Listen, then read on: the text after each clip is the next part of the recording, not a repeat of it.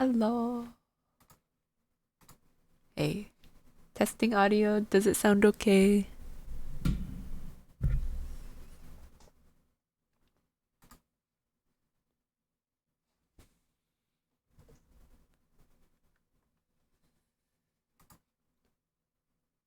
Okay. So last time we left off, we finished chapter 5 and now we're on chapter 6. I don't remember how many chapters the book has in total. But I think we're probably at least a third of the way through the book.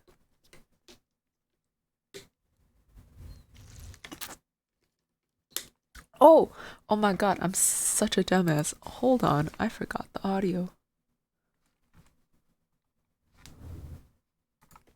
I knew I was forgetting something. Alright.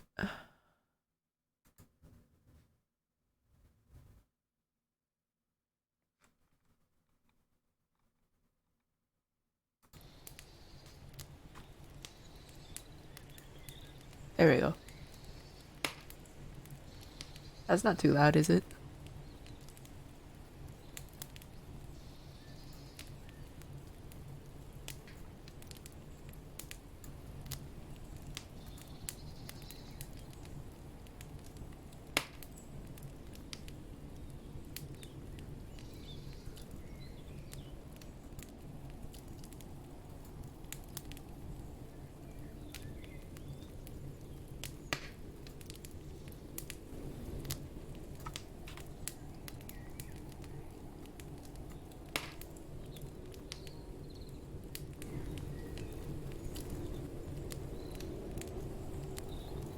Oh, about that.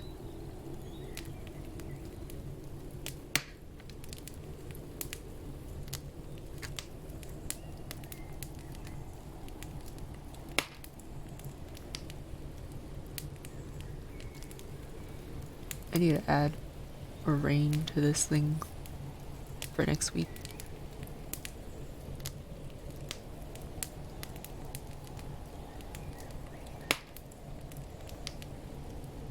Is it sounding okay?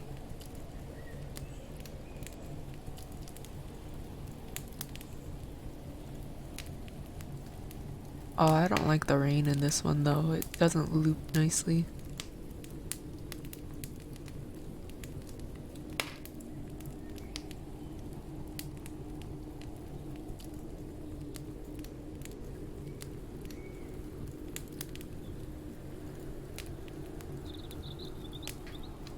Okay. We're gonna start now. Chapter 6. There was someone crying. There was. The next day, the rain poured down in torrents again, and when Mary looked out of her window, the moor was almost hidden by grey mist and cloud. There could be no going out today. What do you do in your cottage when it rains like this? She asked Martha. Try to keep from under each other's feet mostly, Martha answered. There does seem a lot of us then. Mother's a good-tempered woman, but she gets fair moithered.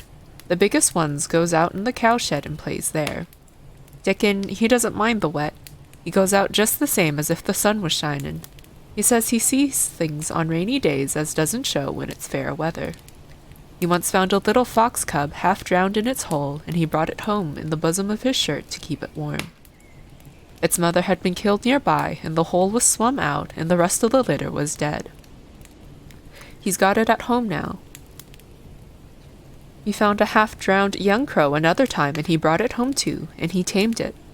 It's named Soot because it's so black, and it hops and flies about with him everywhere. The time had come when Mary had forgotten to resent Martha's familiar talk. She had even begun to find it interesting, and to be sorry when she stopped or went away.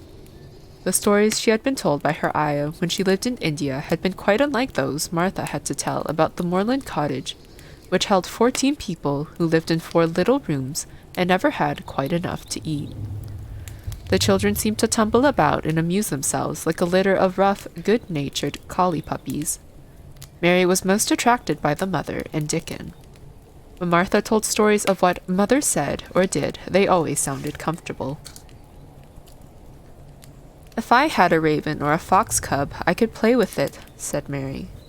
But I have nothing. Martha looked perplexed. Can tha knit? She asked. No, answered Mary. Can tha sew? No. Can tha read? Yes. Then why doesn't tha read at something, or learn a bit of spellin'? Tha's old enough to be learning thy book a good bit now. I haven't any books, said Mary. Those I had were left in India. That's a pity, said Martha. If Mrs. Medlock let thee go into the library, there's thousands of books there.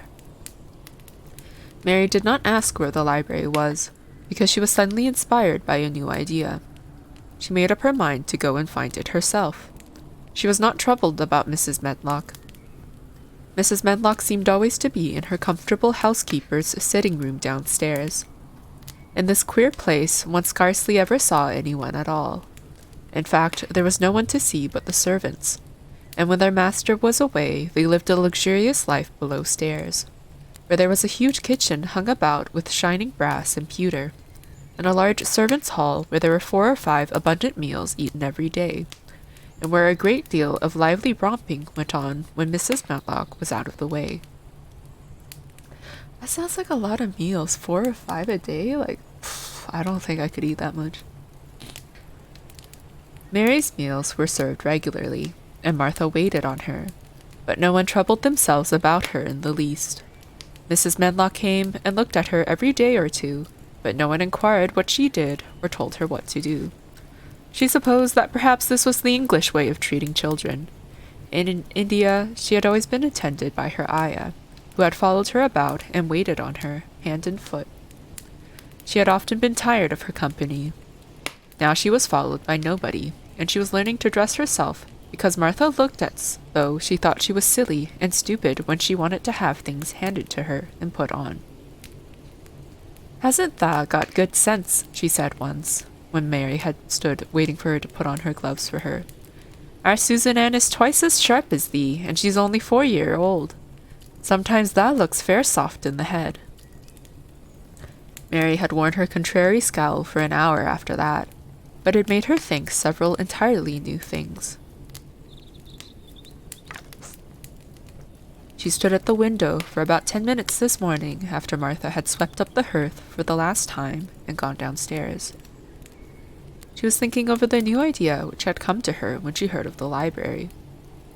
She did not care very much about the library itself, because she had read very few books, but to hear of it brought back to her mind the 100 rooms with closed doors.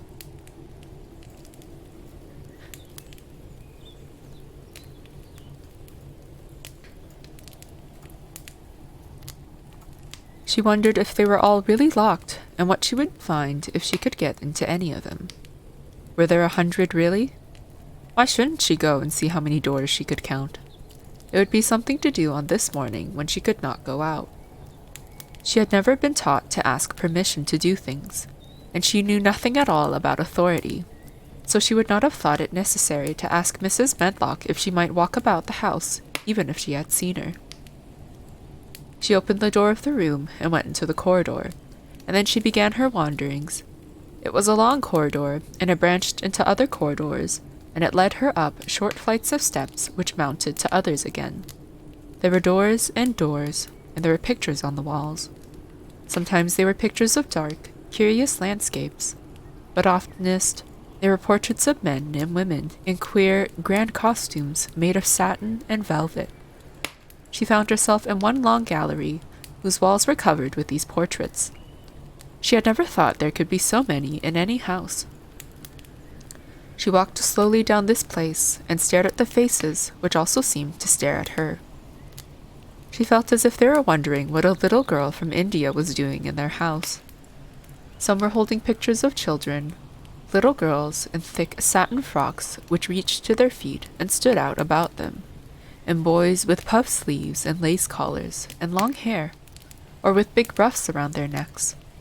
She always stopped to look at the children, and wonder what their names were, and where they had gone, and why they wore such odd clothes. There was a stiff, plain little girl rather like herself. She wore a green brocade dress and held a green parrot on her finger. Her eyes had a sharp, curious look. "Where do you live now?" said Mary aloud to her. "I wish you were here."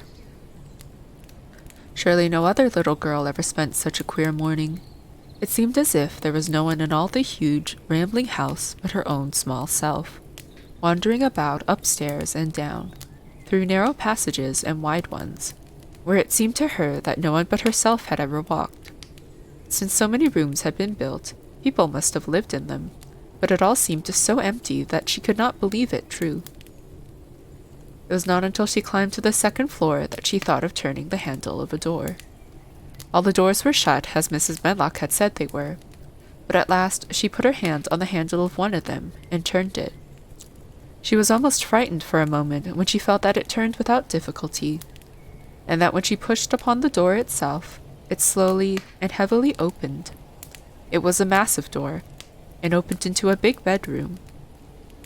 There were embroidered hangings on the wall, and inlaid furniture such as she had seen in India stood about the room. A broad window with leaded panes looked out upon the moor, and over the mantel was another portrait of the stiff, plain little girl who seemed to stare at her more curiously than ever.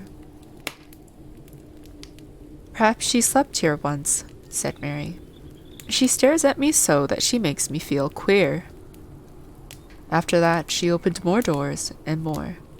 She saw so many rooms that she became quite tired and began to think that there must be 100, though she had not counted them. In all of them there were old pictures or old tapestries with strange scenes worked on them. There were curious pieces of furniture and curious ornaments in nearly all of them. In one room, which looked like a lady's sitting room, the hangings were all embroidered velvet. And in a cabinet were about 100 little elephants made of ivory. They were of different sizes, and some had their mahouts or palanquins on their backs. Some were much bigger than the others, and some were so tiny that they seemed only babies. Mary had seen carved ivory in India, and she knew all about elephants. She opened the door of the cabinet and stood on a footstool and played with these for quite a long time. When she got tired, she set the elephants in order and shut the door of the cabinet. In all her wanderings through the long corridors and the empty rooms, she had seen nothing alive, but in this room she saw something. And just after she had closed the cabinet door, she heard a tiny rustling sound. It made her jump and look around at the sofa by the fireplace, from which it seemed to come. In the corner of the sofa there was a cushion, and in the velvet which covered it there was a hole, and out of the hole peeped a tiny head with a pair of frightened eyes in it.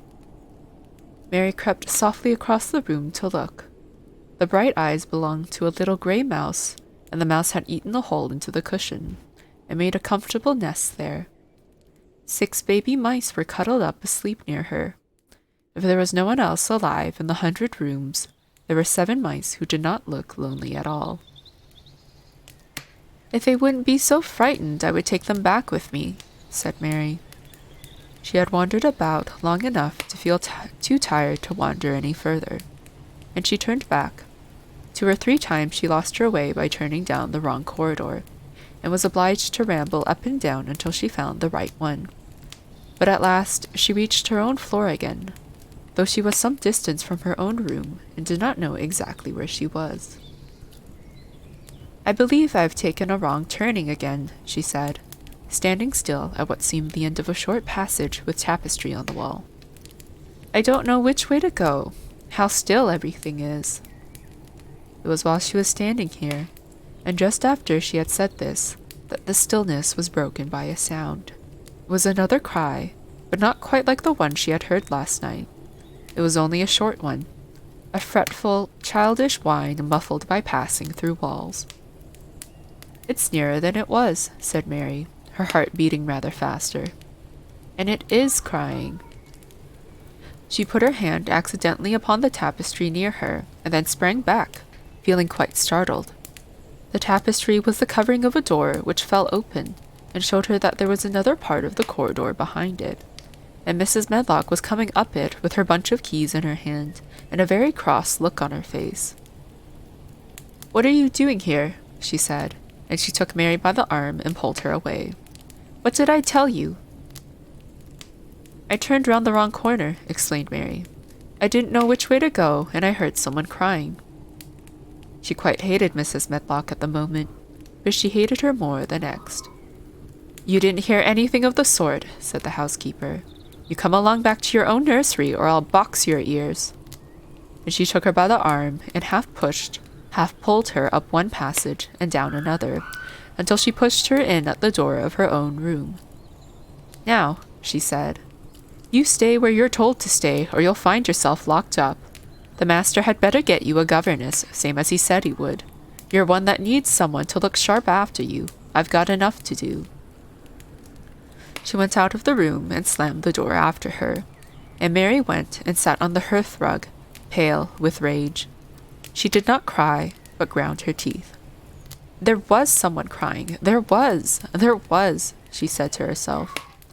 She had heard it twice now, and sometime she would find out. She had found out a great deal this morning. She felt as if she had been on a long journey, and at any rate she had something to amuse her all the time, and she had played with the ivory elephants, and had seen the grey mouse and its babies in their nest in the velvet cushion. Chapter 7. The Key of the Garden. 2 days after this, when Mary opened her eyes, she sat upright in bed immediately, and called to Martha. "Look at the moor! Look at the moor!" The rainstorm had ended, and the grey mist and clouds had been swept away in the night by the wind. The wind itself had ceased, and a brilliant, deep blue sky arched high over the moorland. Never had Mary dreamed of a sky so blue. In India, skies were hot and blazing. This was of a deep, cool blue, which almost seemed to sparkle like the waters of some lovely bottomless lake, and here and there, high in the arched blueness, floated small clouds of snow-white fleece. The far-reaching world of the moor itself looked softly blue instead of gloomy purple-black or awful dreary grey. "Aye," said Martha with the cheerful grin. "The storm's over for a bit. It does like this at this time of the year. It goes off in a night like it was pretendin' it had never been here and never meant to come again. That's because the springtime's on its way. It's a long way off yet, but it's comin'." "I thought perhaps it always rained or looked dark in England," Mary said.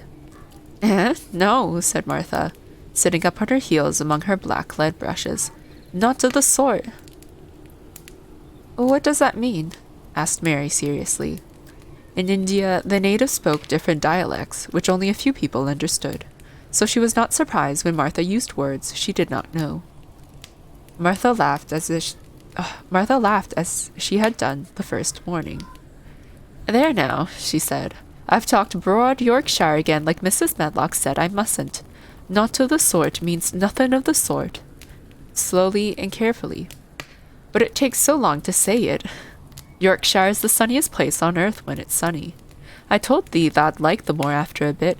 Just you wait till you see the gold-coloured gorse blossoms, and the blossoms of the broom, and the heather flowerin', all purple bells, and hundreds of butterflies flutterin', and bees hummin', and skylarks soarin' up and singin'. You'll want to get out of it at sunrise and live out on it all day like Dickon does." "Could I ever get there?" asked Mary wistfully, looking through her window at the far-off blue. It was so new and big and wonderful, and such a heavenly color. "I don't know," answered Martha. "Tha's never used thy legs since thou was born. It seems to me thou couldn't walk 5 mile. It's 5 mile to our cottage."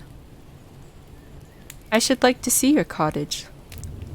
Martha stared at her a moment curiously, before she took up her polishing brush and began to rub the grate again. She was thinking that the small, plain face did not look quite as sour at this moment as it had done the first morning she saw it. It looked just a trifle like little Susan Ann's when she wanted something very much. "I'll ask my mother about it," she said. "She's one of them that nearly always sees a way to do things. It's my day out today, and I'm going home. I'm glad. Mrs. Medlock thinks a lot of Mother. Perhaps she could talk to her. I like your mother, said Mary. I should think tha did, agreed Martha, polishing away. I've never seen her, said Mary. No, tha hasn't, replied Martha. She sat up on her heels again and rubbed the end of her nose with the back of her hand as if puzzled for a moment, but she ended quite positively. Well, she's that sensible and hard-workin' and good-natured and clean that no one could help likin' her whether they'd seen her or not. When I'm goin' home to her on my day out, I just jump for joy when I'm crossin' the moor. I like Dickon, added Mary, and I've never seen him. Well, said Martha stoutly, I've told thee that the very birds likes him, and the rabbits and wild sheep and ponies, and the foxes themselves. I wonder, staring at her reflectively, what Dickon would think of thee. He wouldn't like me, said Mary in her stiff, cold little way. No one does. Martha looked reflective again. How dost thou like thyself? She inquired, really quite as if she were curious to know. Mary hesitated a moment and thought it over. Not at all, really, she answered, but I never thought of that before. Martha grinned a little, as if at some homely recollection. Mother said that to me once, she said. She was at her wash-tub, and I was in a bad temper and talkin' ill of folk, and she turns round on me and says, Tha young vixen, tha. There tha stands, saying tha does like this one, tha doesn't like this one, and tha doesn't like that one.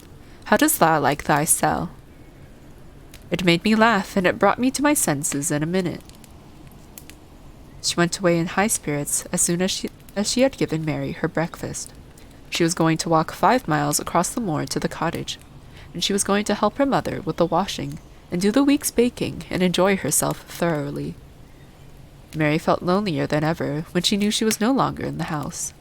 She went out into the garden as quickly as possible, and the first thing she did was to run round and round a fountain flower garden 10 times. She counted the times carefully, and when she had finished, oh my god, I cannot English. And when she had finished, she felt in better spirits. The sunshine made the whole place look different. The high and deep blue sky arched over Misselthwaite, as well as over the moor, and she kept lifting her face and looking up into it, trying to imagine what it would be like to lie down on one of the little snow-white clouds and float about. She went into the first kitchen garden, and found Ben Weatherstaff working there with 2 other gardeners. The change in the weather seemed to have done him good. He spoke to her of his own accord. Springtime's comin', he said. Cannot thou smell it? Mary sniffed and thought she could. I smell something nice, and fresh, and damp, she said. That's the good rich earth, he answered, digging away. It's in a good humor, makin' ready to grow things. It's glad when plantin' time comes. It's dull in the winter when it's got naught to do. In the flower gardens, out there things will be stirrin' down below in the dark. The sun's warmin' 'em up. You'll see bits of green spikes stickin' out of the black earth after a bit. Well, what will they be? Asked Mary. Crocuses and snowdrops and daffydowndillies. Has thou never seen them? No, everything is hot and wet and green after the rains in India, said Mary, and I think things grow up in a night. These won't grow up in a night, said Weatherstaff. Thou'll have to wait for 'em. They'll poke up a bit higher here and push out a spike more there, and uncurl a leaf this day and another that. You watch 'em. I'm going to, answered Mary. Very soon she heard the soft rustling flight of wings again, and she knew at once that the robin had come again. He was very pert and lively, and hopped about so close to her feet, and put his head on one side and looked at her so slyly that she asked Ben Weatherstaff a question. Do you think he remembers me? She said. Remembers thee? Said Weatherstaff indignantly. He knows every cabbage stump in the gardens, let alone the people. He's never seen a little wench here before, and he's bent on finding out all about thee. There's no need to try to hide anything from him. Oh, hello. Welcome. Welcome, Silent Man. Thank you for the follow. Are things stirring down below in the dark in that garden where he lives? Mary inquired. What garden? Grunted Weatherstaff, becoming surly again. The one where the old rose trees are. She could not help asking, because she wanted so much to know. Are all the flowers dead, or do some of them come again in the summer? Are there ever any roses? Ask him, said Ben Weatherstaff, hunching his shoulders toward the robin. He's the only one as knows. No one else has seen inside it for 10 years. 10 years was a long time, Mary thought. She had been born 10 years ago. She walked away, slowly thinking. She had begun to like the garden, just as she had begun to like the robin, and Dickon, and Martha's mother. She was beginning to like Martha, too. That seemed a good many people to like when you're not used to liking. She thought of the robin as one of the people. She went to her walk outside the long, ivy-covered wall over which she could see the treetops, and the second time she walked up and down, the most interesting and exciting thing happened to her. And it was all through Ben Weatherstaff's robin. She heard a chirp and a twitter, and when she looked at the bare flower bed at her left side, there he was, hopping about and pretending to peck things out of the earth, to persuade her that he had not followed her. But she knew he had followed her, and the surprise so filled her with delight that she almost trembled a little. You do remember me, she cried out. You do. You're prettier than anything else in the world. She chirped and talked and coaxed, and he hopped and flirted his tail and twittered. It was as if he were talking. His red waistcoat was like satin, and he puffed his tiny breast out and was so fine and so grand and so pretty that it was really as if he were showing her how important and like a human person a robin could be. Mistress Mary forgot that she had ever been contrary in her life when he allowed her to draw closer and closer to him, and bend down and talk and try to make something like robin sounds. Oh, to think that he should actually let her come as near to him as that.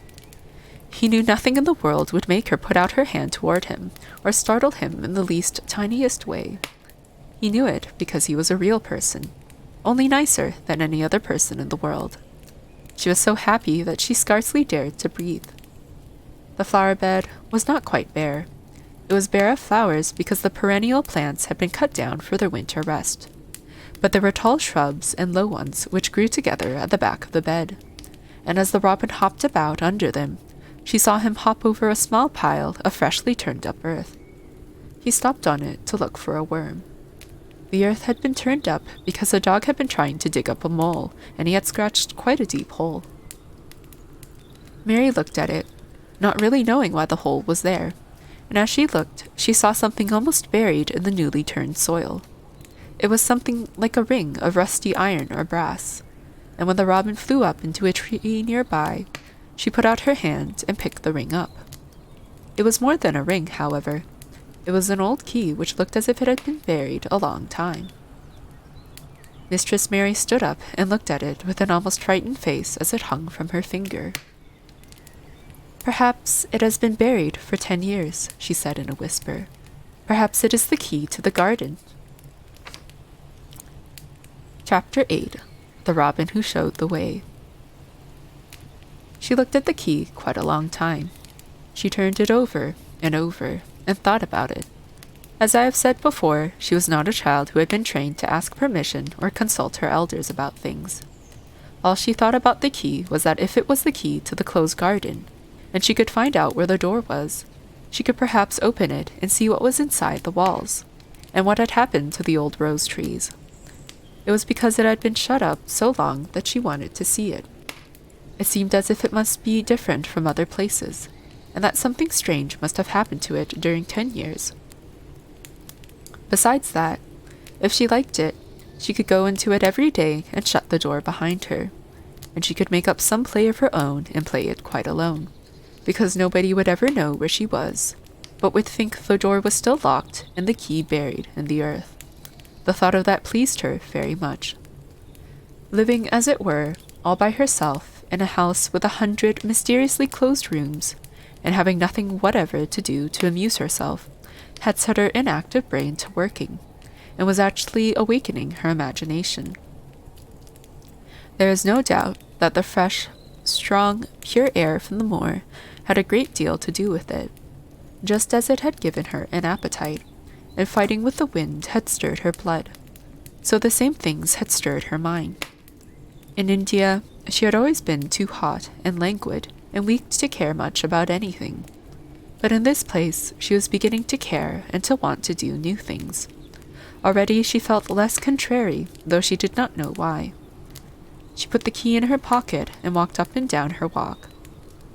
No one but herself ever seemed to come there, so she could walk slowly and look at the wall, or rather, at the ivy growing on it.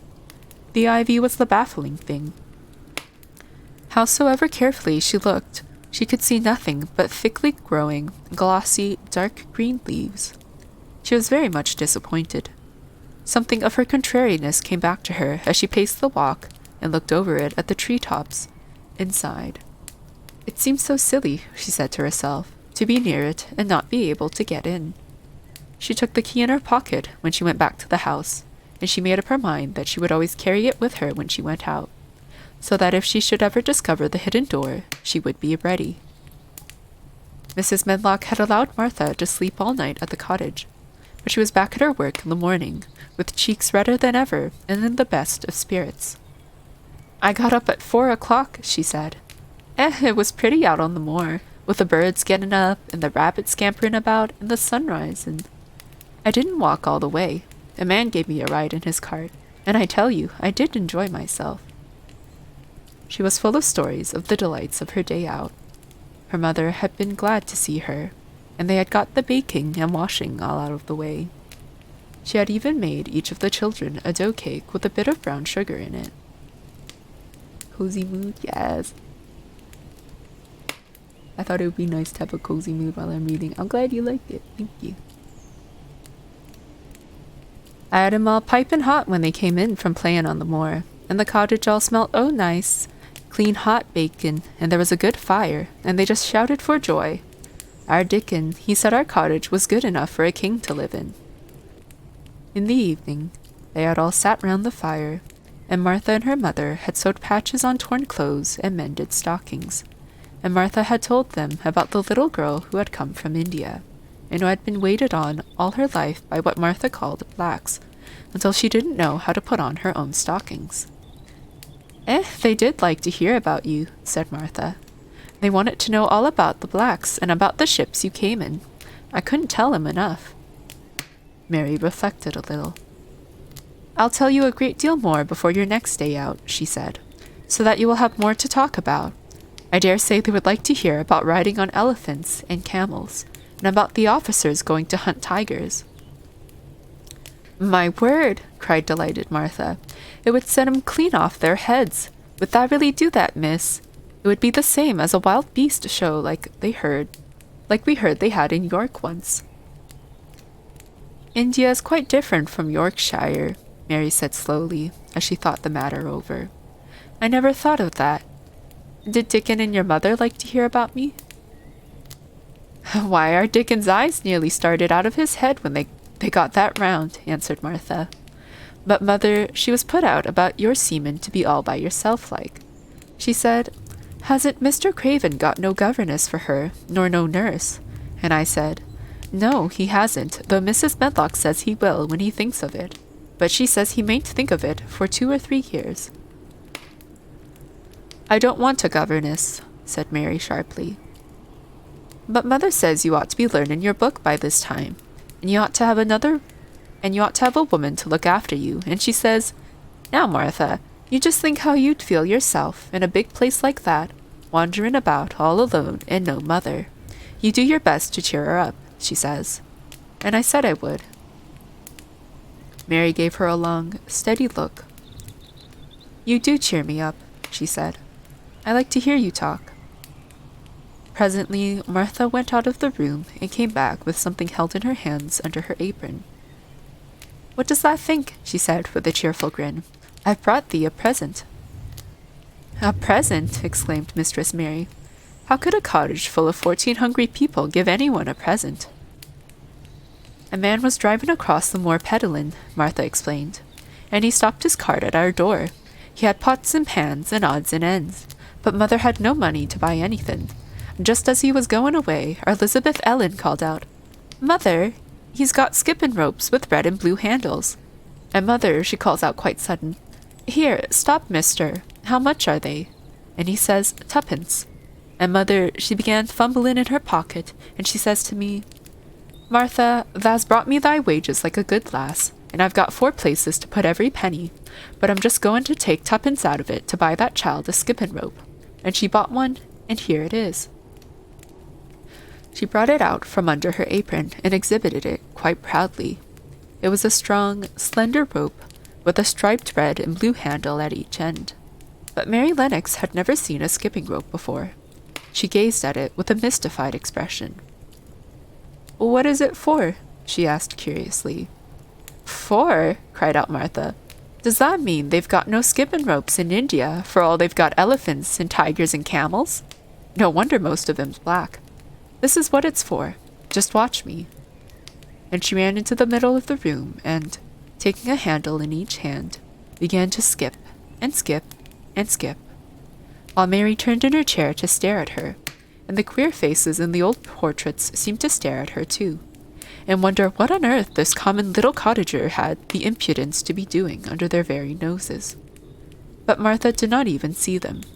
The interest and curiosity in Mistress Mary's face delighted her, and she went on skipping and counted as she skipped until she had reached 100.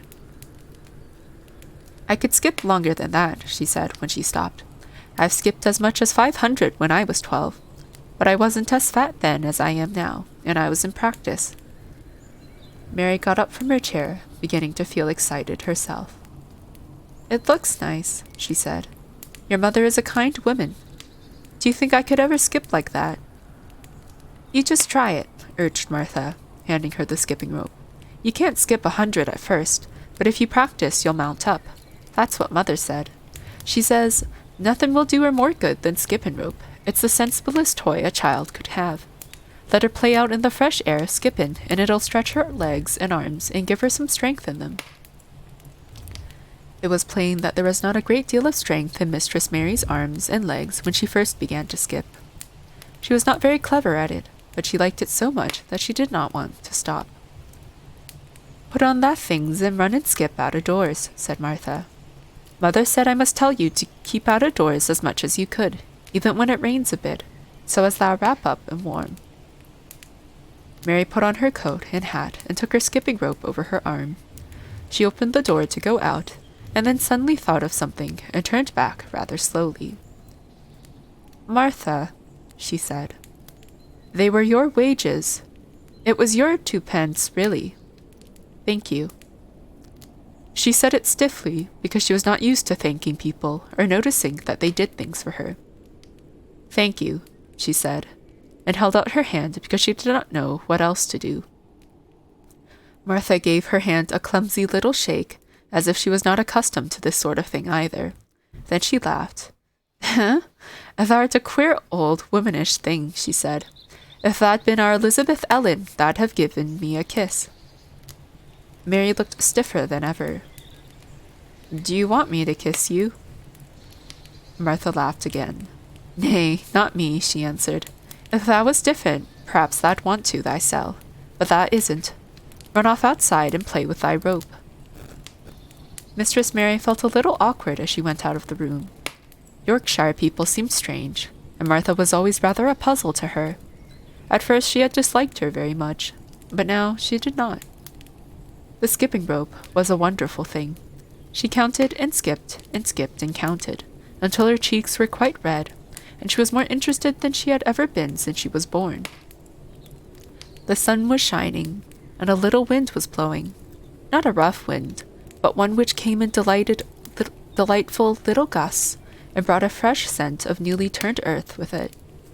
She skipped round the fountain garden, and up one walk, and down another. She skipped at last into the kitchen garden, and saw Ben Weatherstaff digging and talking to his robin, which was hopping about him. She skipped down the walk toward him, and he lifted his head and looked at her with a curious expression. She had wondered if he would notice her. She really wanted him to see her skip.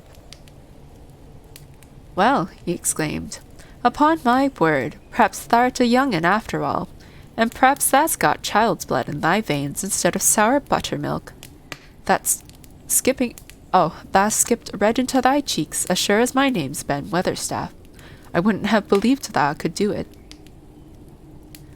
I never skipped before, Mary said. I'm just beginning. I can only go up to 20. Thou keep on, said Ben. Thou shapes well enough at it for a young'un that's lived with heathen. Just see how he's watching thee, jerking his head toward the robin. He followed after thee yesterday. He'll be at it again today. He'll be bound to find out what the skipping rope is. He's never seen one, shaking his head at the bird. Thy curiosity will be the death of thee sometime if thou doesn't look sharp. Mary skipped round all the gardens and round the orchard, resting every few minutes. At length she went on to her own special walk and made up her mind to try if she could skip the whole length of it. It was a good, long skip, and she began slowly. But before she had gone halfway down the path, she was so hot and breathless that she was obliged to stop. She did not mind much, because she had already counted up to 30. She stopped with a little laugh of pleasure, and there, lo and behold, was the robin swaying on a long branch of ivy. He had followed her, and he greeted her with a chirp. As Mary had skipped toward him, she felt something heavy in her pocket strike against her at each jump, and when she saw the robin, she laughed again. You showed me where the key was yesterday, she said. You ought to show me the door today, but I don't believe you know. The robin flew from his swinging spray of ivy onto the top of the wall, and he opened his beak and sang a loud, lovely trill merely to show off. Nothing in the world is quite as adorably lovely as a robin when he shows off, and they are nearly always doing it. Mary Lennox had heard a great deal about magic in her Aya's stories, and she always said that what happened almost at that moment was magic. One of the nice little gusts of wind rushed down the walk, and it was a stronger one than the rest. It was strong enough to wave the branches of the trees, and it was more than strong enough to sway the trailing sprays of untrimmed ivy hanging from the wall. Mary had stepped close to the robin, and suddenly the gust of wind swung aside some loose ivy trails, and more suddenly still, she jumped toward it and caught it in her hand. This she did because she had seen something under it, a round knob which had been covered by the leaves hanging over it. It was the knob of a door. She put her hands under the leaves and began to pull and push them aside. Thick as the ivy hung, it nearly all was a loose and swinging curtain, though some had crept over wood and iron. Mary's heart began to thump, and her hands to shake a little in her delight and excitement. The robin kept singing and twittering away, and tilting his head on one side as if he were as excited as she was. What was this under her hands, which was square and made of iron, and which her fingers found a hole in?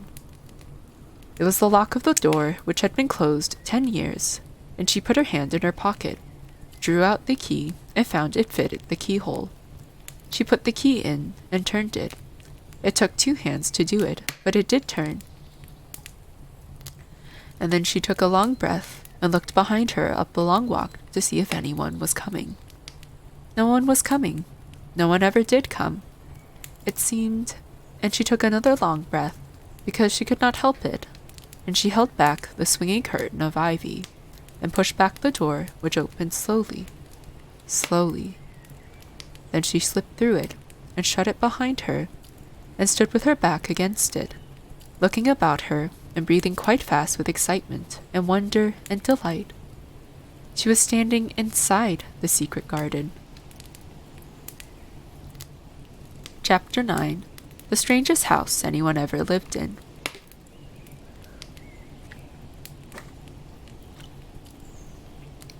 It was the sweetest, most mysterious-looking place anyone could imagine.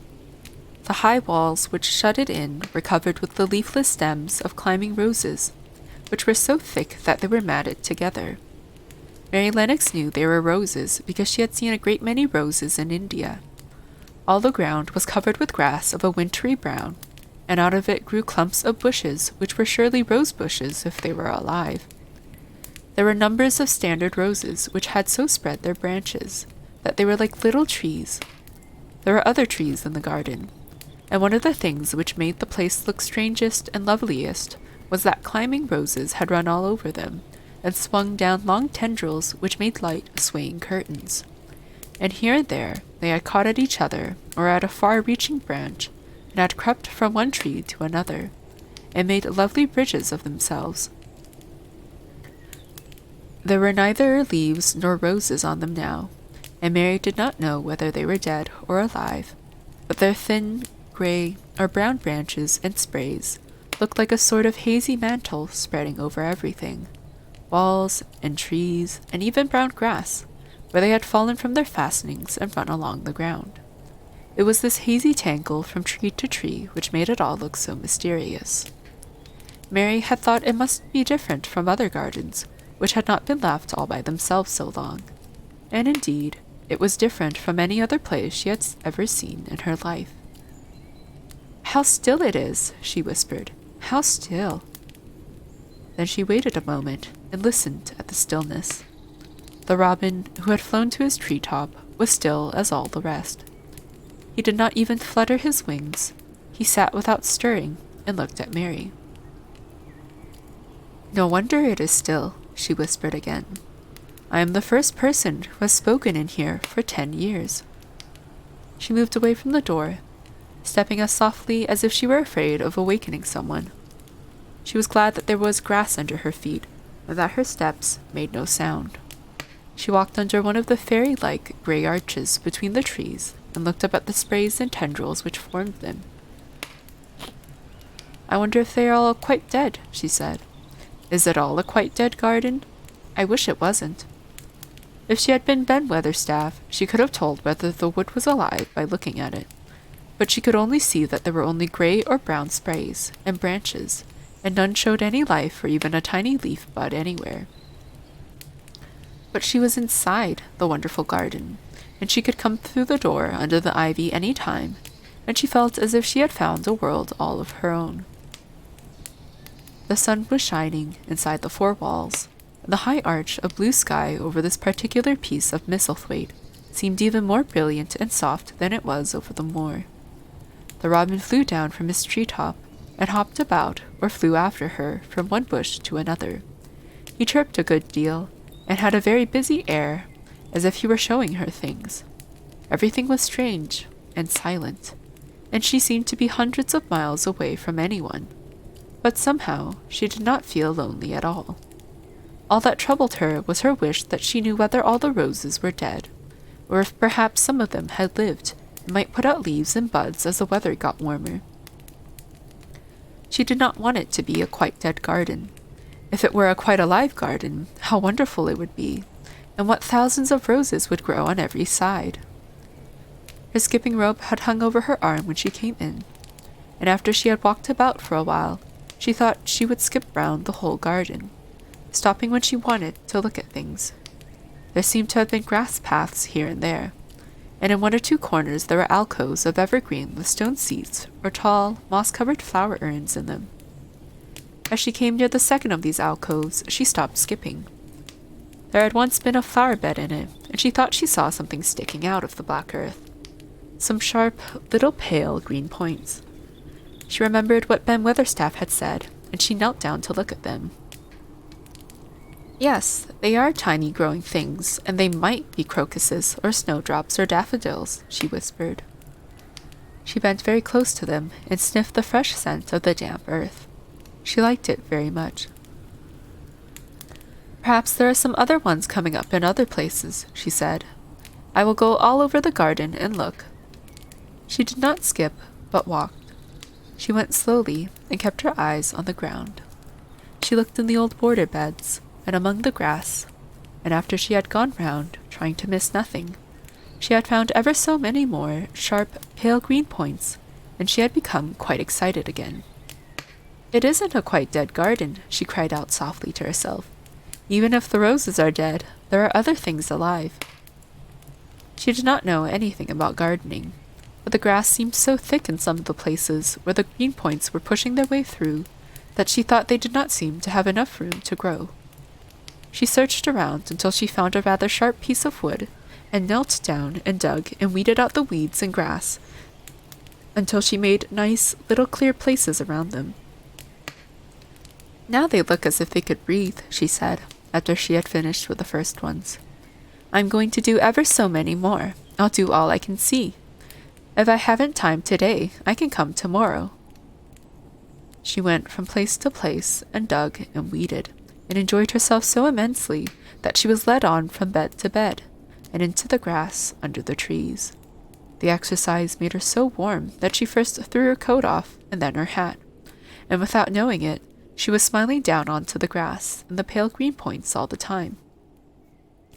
The robin was tremendously busy. He was very much pleased to see gardening begun on his own estate. He had often wondered at Ben Weatherstaff. Where gardening is done, all sorts of delightful things to eat are turned up with the soil. Now here was this new kind of creature who was not half Ben's size, and yet had had the sense to come into his garden and begin at once. Mistress Mary worked in her garden until it was time to go to her midday dinner. In fact, she was rather late in remembering. When she put on her coat and hat and picked up her skipping rope, she could not believe that she had been working 2 or 3 hours. She had been actually happy all the time, and dozens of the tiny, pale green points were to be seen in cleared places, looking twice as cheerful as they had looked before when the grass and weeds had been smothering them. "I shall come back this afternoon," she said, looking all round at her new kingdom, and speaking to the trees and the rose bushes as if they heard her. Then she ran lightly across the grass, pushed open the slow, old door, and slipped through it under the ivy. She had such red cheeks and such bright eyes, and ate such a dinner that Martha was delighted. "2 pieces of meat and 2 helps of rice pudding," she said. Mother will be pleased when I tell her what the skipping rope's done for thee." In the course of her digging with her pointed stick, Mistress Mary had found herself digging up a sort of white root rather like an onion. She had put it back in its place and patted the earth carefully down on it, and just now she wondered if Martha could tell her what it was. "Martha," she said, "what are those white roots that look like onions?" "They're bulbs," answered Martha. "Lots of spring flowers grow from 'em. The very little ones are snowdrops and crocuses, and the big ones are narcissuses, and jonquils and daffodils. The biggest of all is lilies and purple flags. They are nice. Dickon's got a whole lot of them planted in our bit of garden."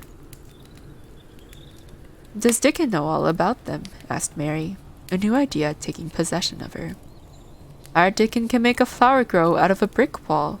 Mother says he just whispers things out of the ground." "Do bulbs live a long time? Would they live years and years if no one helped them?"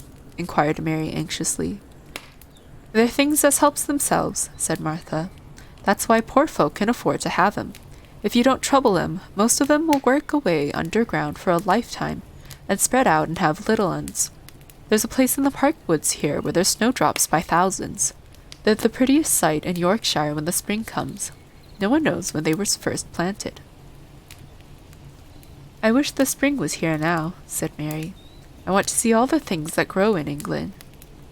She had finished her dinner and gone to her favorite seat on the hearthrug. I wish I had a little spade," she said. "Whatever does thou want a spade for?" asked Martha, laughing. "Art thou going to take to diggin'? I must tell Mother that too." Mary looked at the fire and pondered a little. She must be careful if she meant to keep her secret kingdom. She wasn't doing any harm, but if Mr. Craven found out about the open door, he would be fearfully angry, and get a new key and lock it up forevermore. She really could not bear that. "This is such a big, lonely place," she said slowly, as if she were turning matters over in her mind. "The house is lovely, and the park is lonely, and the gardens are lonely. So many places seem shut up. I never did many things in India, but there were more people to look at, natives and soldiers marching by, and sometimes bands playing, and my ayah told me stories. There is no one to talk to here except you and Ben Weatherstaff. And you have to do your work, and Ben Weatherstaff won't speak to me often. I thought if I had a little spade, I could dig somewhere as he does, and I might make a little garden, if he would give me some seeds." Martha's face quite lighted up. "There now," she exclaimed. "If that wasn't one of the things Mother said. She says, there's such a lot of room in that big place. Why don't they give her a bit for herself, even if she doesn't plant nothing but parsley and radishes? She'd dig and rake away and be right down happy over it." Them was the very words she said. "Were they?" said Mary. "How many things she knows, doesn't she?" Said Martha. "It's like she says. A woman as brings up 12 children learns something besides her ABC. Children's as good as arithmetic to set you finding out things." "How much would a spade cost? A little one?" Mary asked. "Well," was Martha's reflective answer, "at Thwaite Village there's a shop or so, and I saw little garden sets with a spade and a rake and a fork all tied together for 2 shillings, and they was stout enough to work with, too." "I've got more than that in my purse," said Mary. "Mrs. Morrison gave me 5 shillings, and Mrs. Medlock gave me some money from Mr. Craven." "Did he remember thee that much?" exclaimed Martha. "Mrs. Medlock said I was to have a shilling a week to spend. She gives me one every Saturday. I didn't know what to spend it on." "My word, that's riches," said Martha. "Thou can buy anything in the world thou wants. The rent of our cottage is only 1 and 3 pence, and it's like pulling eye teeth to get it. Now I've just thought of something," putting her hands on her hips. "What?" said Mary eagerly. "In the shop at Thwaite they sell packages of flower seeds for a penny each, and our Dickon, he knows which is the prettiest ones and how to make 'em grow. He walks over to Thwaite many a day just for the fun of it. Does thou know how to print letters?" suddenly. "I know how to write," Mary answered. Martha shook her head. "Our Dickon can only read printin'. If thou could print, we could write a letter to him and ask him to go and buy the garden tools and the seeds at the same time." "Oh, you're a good girl," Mary cried. "You are, really. I didn't know you were so nice. I know I can print letters if I try. Let's ask Mrs. Medlock for a pen and ink and some paper."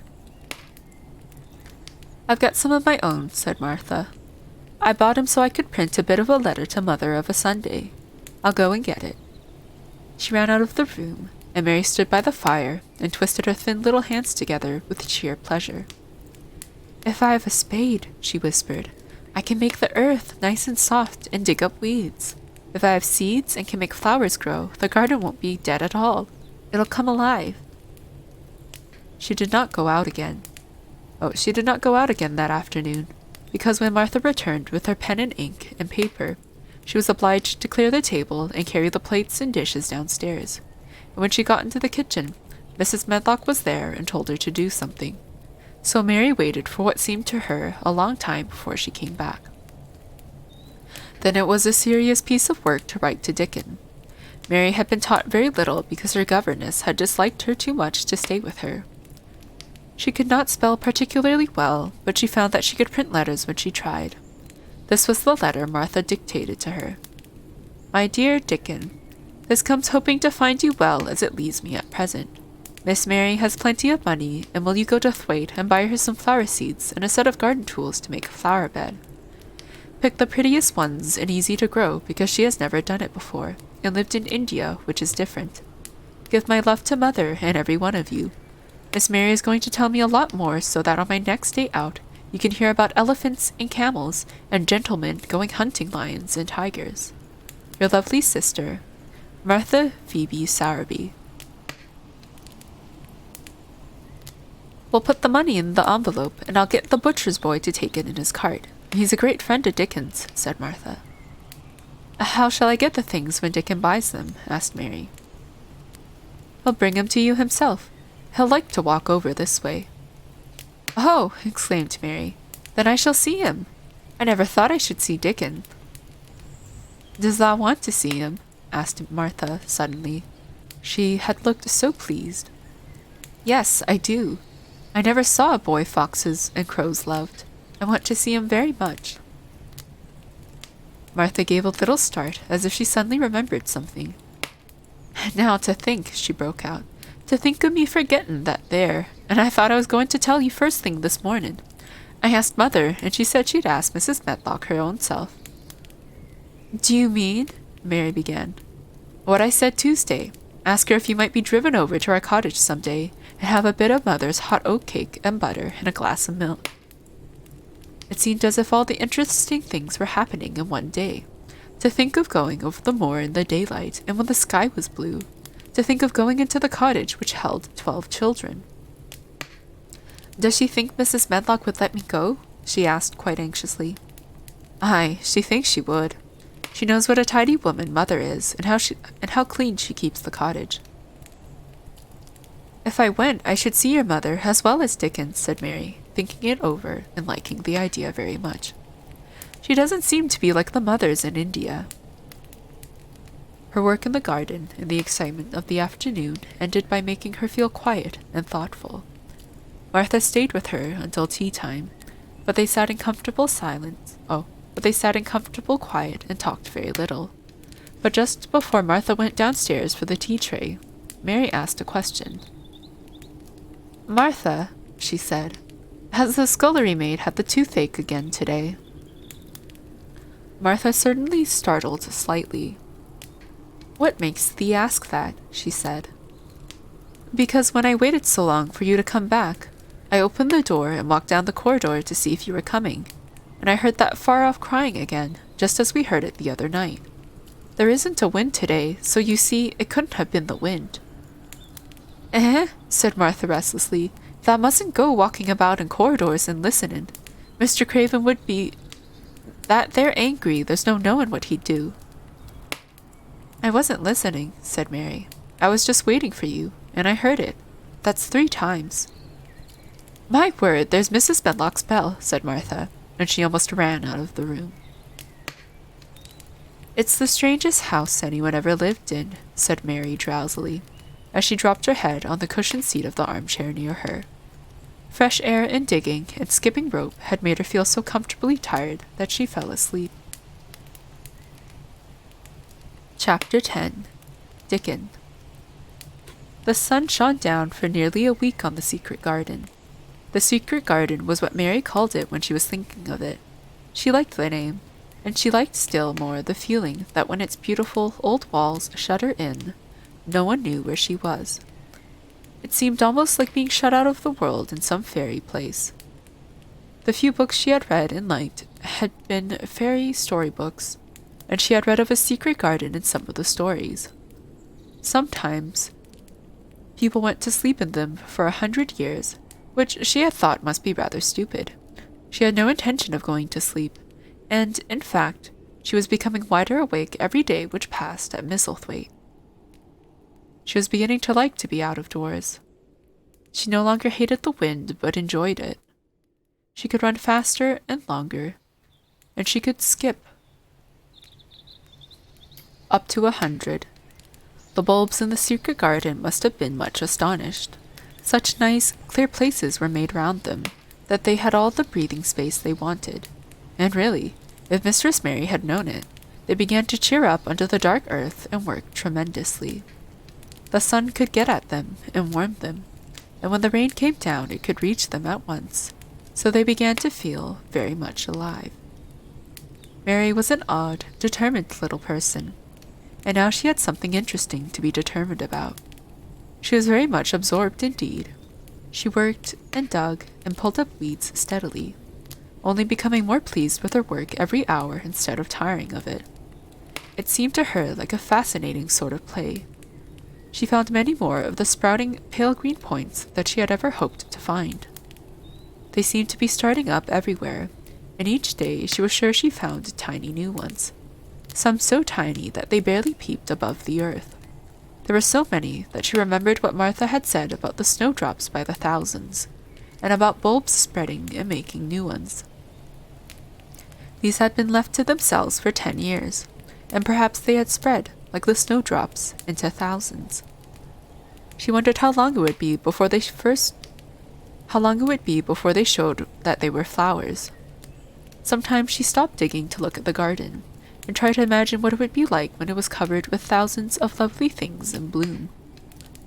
During that week of sunshine, she became more intimate with Ben Weatherstaff. She surprised him several times by seeming to start up beside him, as if she sprang out of the earth.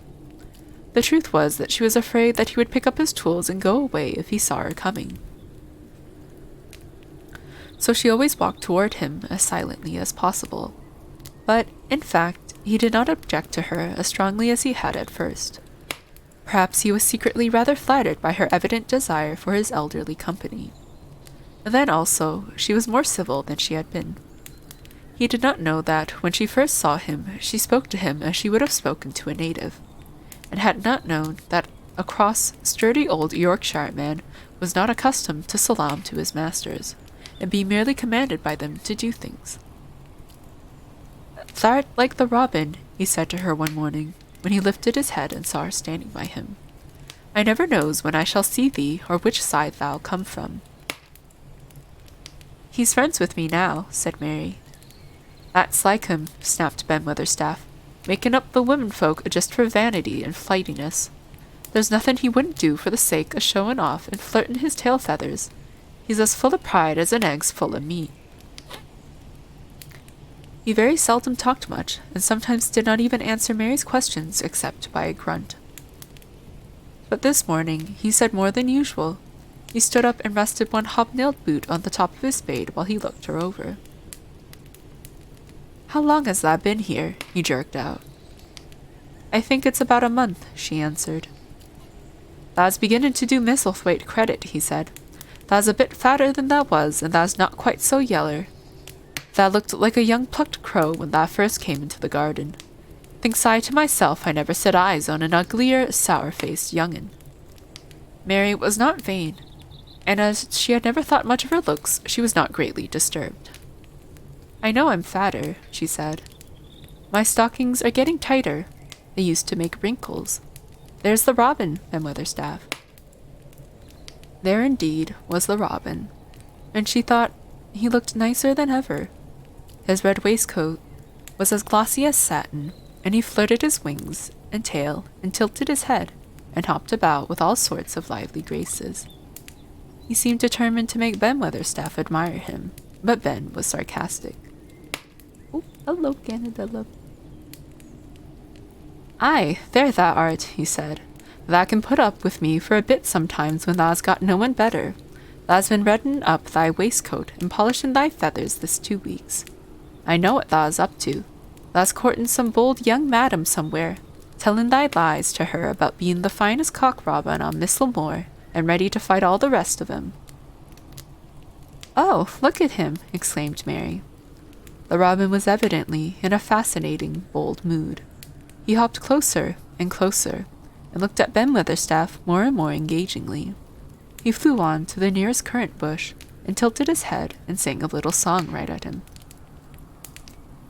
"Thou thinks thou'll get over me by doing that," said Ben, wrinkling his face up in such a way that Mary felt sure he was trying not to look pleased. "Thou thinks no one can stand out against thee, that's what thou thinks." The robin spread his wings. Mary could scarcely believe her eyes. He flew right up to the handle of Ben Weatherstaff's spade, and alighted on the top of it. Then the old man's face wrinkled itself slowly into a new expression. He stood still, as if he were afraid to breathe, as if he would not have stirred for the world lest his robin should start away. He spoke quite in a whisper. "Well, I'm danged," he said so softly, as if he were saying something quite different. "Thou does know how to get at a chap, thou does. Thou's fair unearthly, thou's so knowin'." And he stood without stirring, almost without drawing his breath, until the robin gave another flirt to his wings and flew away. Then he stood looking at the handle of the spade, as if there might be magic in it. Then he began to dig again, and said nothing for several minutes. But because he kept breaking into a slow grin now and then, Mary was not afraid to talk to him. "Have you a garden of your own?" she asked. "No, I'm a bachelor and lodge with Martin at the gate." "If you had one," said Mary, "what would you plant?" "Cabbages and taters and onions." But if you wanted to make a flower garden, persisted Mary, what would you plant? Bulbs and sweet-smelling things, but mostly roses. Mary's face lighted up. Do you like roses? She said. Ben Weatherstaff rooted up a weed and threw it aside before he answered. Well, yes, I do. I was learned that by a young lady I was a gardener to. She had a lot in a place she was fond of, and she loved him like they was children. Or robins. I've seen her bend over and kiss him. He dragged out another weed and scowled at it. That were as much as 10 year ago. Where is she now? Asked Mary, much interested. Heaven, he answered, and drove his spade deep into the soil, according to what Parson says. What happened to the roses? Mary asked again, more interested than ever. They was left to themselves. Mary was becoming quite excited. Did they quite die? Do roses quite die when they are left to themselves? She ventured. Well, I'd got to like him, and I liked her, and she liked him, Ben Weatherstaff admitted reluctantly. Once or twice a year I'd go and work at 'em a bit, prune 'em and dig about the roots. They run wild, but they was in rich soil, so some of 'em lived. When they have no leaves and look gray and brown and dry, how can you tell whether they're dead or alive? Inquired Mary. Wait till the spring gets at 'em. Wait till the sun shines on the rain, and the rain falls on the sunshine, and then thou'll find out. How? How? Cried Mary, forgetting to be careful. Look along the twigs and branches, and if thou sees a bit of a brown lump swelling here and there, watch it after the warm rain and see what happens. He stopped suddenly and looked curiously at her eager face. Why does thou care so much about roses and such all of a sudden? He demanded. Mistress Mary felt her face grow red. She was almost afraid to answer. I want to play that I have a garden of my own, she stammered. There's nothing for me to do. I have nothing, and no one. Well, said Ben Weatherstaff slowly, as he watched her. That's true. Thou hasn't. He said it in such an odd way that Mary wondered if he was actually a little sorry for her. She had never felt sorry for herself. She had only felt tired and cross, because she disliked people and things so much. But now the world seemed to be changing and getting nicer. If no one found out about the secret garden, she could enjoy herself always. She stayed with him for 10 or 15 minutes longer, and asked him as many questions as she dared. He answered every one of them in his queer, grunting way, and he did not seem really cross, and did not pick up his spade and leave her. He said something about roses just as she was going away, and it reminded her of the ones he had said he had been fond of. Do you go and see those other roses now? She asked. Not been this year. My rheumatics has made me too stiff in the joints. He said it in his grumbling voice, and then quite suddenly he seemed to get angry with her, though she did not see why he should. Now look here, he said sharply. Don't thou ask so many questions. Thou'rt the worst wench for asking questions I've ever come across. Get thee gone and play thee. I've done talking for today. And he said it so crossly that she knew there was not the least use in staying another minute. She went skipping slowly down the outside walk, thinking him over and saying to herself that, queer as it was, here was another person whom she seemed to like in spite of his crossness. She liked old Ben Weatherstaff. Yes, she did like him. She always wanted to try to make him talk to her. Also, she began to believe that he knew everything in the world about flowers. There was a laurel-hedged walk, which curved round the secret garden, and ended at a gate which opened into a wood in the park. She thought she would skip round this walk and look into the wood and see if there were any rabbits hopping about. She enjoyed the skipping very much, and when she reached the little gate, she opened it and went through because she heard a low, peculiar whistling sound and went to find out what it was. It was a very strange thing indeed. She quite caught her breath as she stopped to look at it. A boy was sitting under a tree with his back against it, playing on a rough wooden pipe. He was a funny-looking boy, about 12. He looked very clean, and his nose turned up, and his cheeks were as red as poppies, and never had Mistress Mary seen such round and such blue eyes in any boy's face. and on the trunk of the tree he leaned against, a brown squirrel was clinging and watching him, and from a bush nearby a cock pheasant was delicately stretching his neck to peep out. And quite near him were two rabbits sitting up and sniffing, with tremulous noses, and actually, it appeared as if they were all drawing near to watch him, and listen to the strange, low, little call his pipe seemed to make. When he saw Mary, he held up his hand and spoke to her, in a voice almost as low and rather like his piping. "Don't tha move," he said. "It flight 'em." Mary remained motionless. He stopped playing his pipe and began to rise from the ground. He moved so slowly that it scarcely seemed as though he were moving at all. But at last he stood on his feet, and then the squirrel scampered back up into the branches of his tree, and the pheasant withdrew his head, and the rabbits dropped on all fours and began to hop away, though not at all as if they were frightened. "I'm Dickon," the boy said. "I know thou'rt Miss Mary." And then Mary realized that somehow she had known at first that he was Dickon. Who else could have been charming rabbits and pheasants as the natives charm snakes in India? He had a wide, red, curving mouth, and a smile spread all over his face. "I got up slow," he explained, "because if tha makes a quick move, it startles him. A body has to move gentle and speak low when wild things is about." He did not speak to her as if they had never seen each other before, but as if he knew her quite well. Mary knew nothing about boys, and she spoke to him a little stiffly because she felt rather shy. "Did you get Martha's letter?" she asked. He nodded his curly, rust-colored head. "That's why I come." He stopped to pick up something which had been lying on the ground beside him when he piped. "I've got the garden tools. There's a little spade and rake, and a fork and hoe. They are good uns. There's a trowel, too. And the woman in the shop threw in a packet of white poppy and one of blue larkspur when I bought the other seeds." "Will you show the seeds to me?" Mary said. She wished she could talk as he did. His speech was so quick and easy. It sounded as if he liked her, and was not the least afraid she would not like him, though he was only a common moor boy, in patched clothes and with a funny face and a rough, rusty red head. As she came closer to him, she noticed that there was a clean, fresh scent of heather and grass and leaves about him, almost as if he were made of them.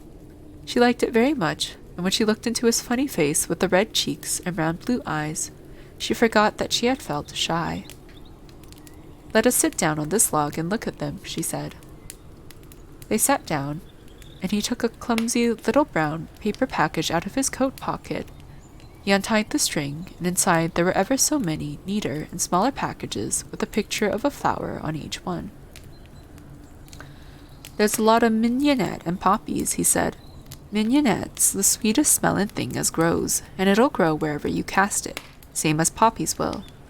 Them as'll come up in bloom if you just whistle to 'em. Them's the nicest of all."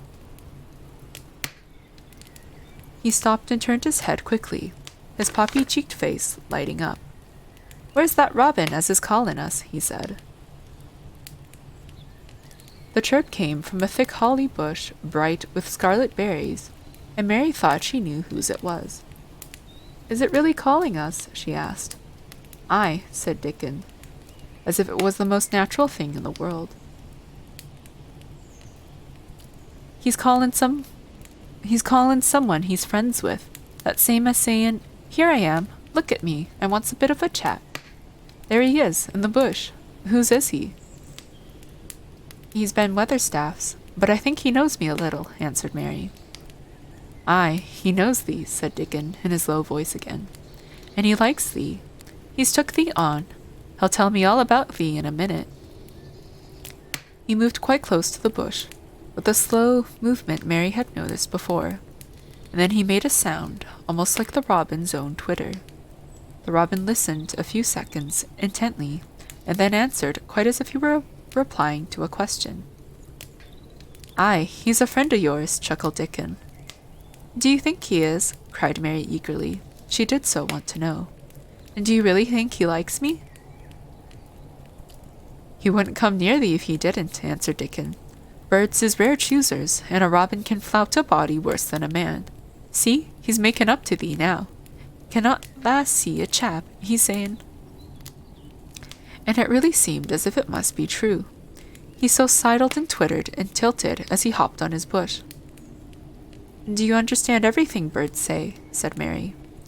Dickens' grin spread until he seemed all wide, red, curving mouth, and he rubbed his rough head. I think I do, and they think I do, he said. I've lived on the moor with them so long. I watched him break shell and come out and fledge and learn to fly and begin to sing, till I think I'm one of them. Sometimes I think p'raps I'm a bird, or a fox, or a rabbit, or a squirrel, or even a beetle, and I don't know it. He laughed and came back to the log and began to talk about the flower seeds again. He told her what they looked like when they were flowers. He told her how to plant them, and watch them, and feed and water them. See here, he said suddenly, turning round to look at her. I'll plant them for thee myself. Where is that garden? Mary's thin hands clutched each other as they lay on her lap. She did not know what to say, so for a whole minute she said nothing. She had never thought of this. She felt miserable, and she felt as if she went red and then pale. Tha's got a bit of garden, hasn't tha? Dickens said. It was true. It was true that she had turned red and then pale.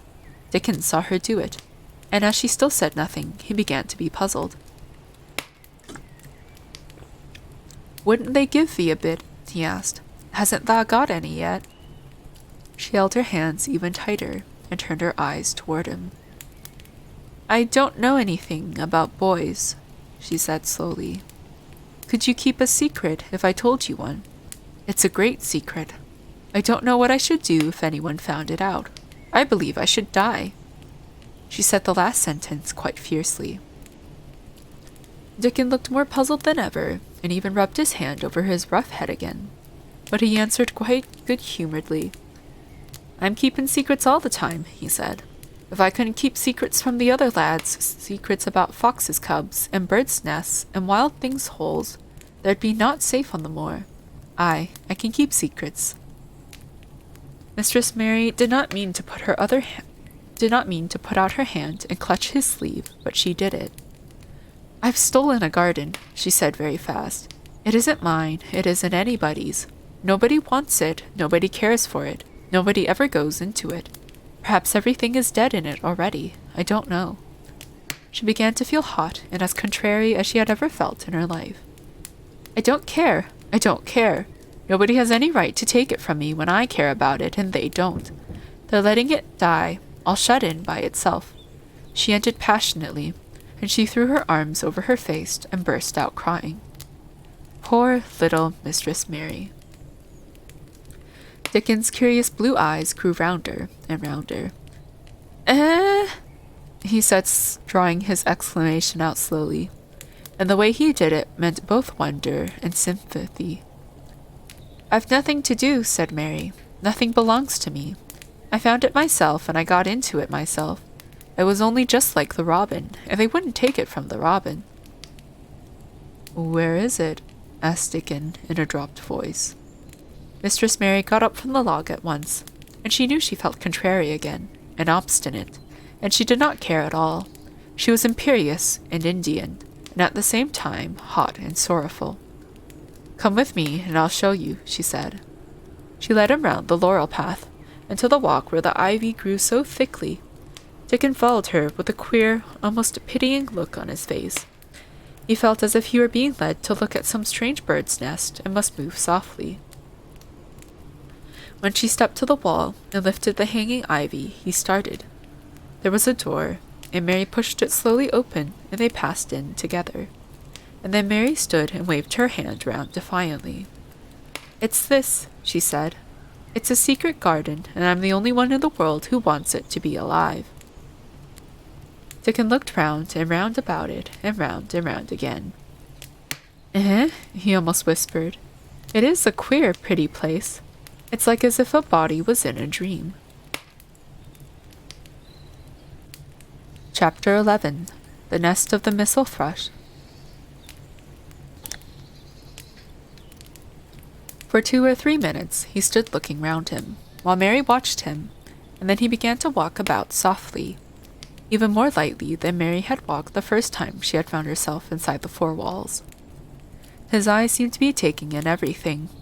The gray trees with the gray creepers climbing over them and hanging from their branches, the tangle on the walls and among the grass, the evergreen alcoves with the stone seats and tall flower urns standing in them.